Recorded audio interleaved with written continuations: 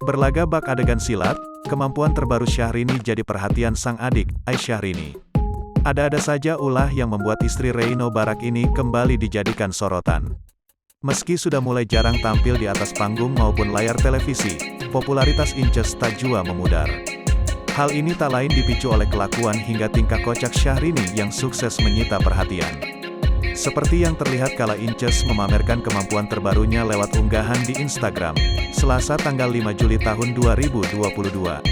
Seperti biasa di akun Instagram pribadinya, Inces gemar memamerkan penampilan serta barang yang dikenakan mulai dari ujung kepala hingga ujung kaki. Jika sebelumnya Inces hanya membagikan outfit of the day atau OTD dengan foto, kini pelantun lagu sesuatu itu memilih menggunakan video untuk memamerkan penampilannya.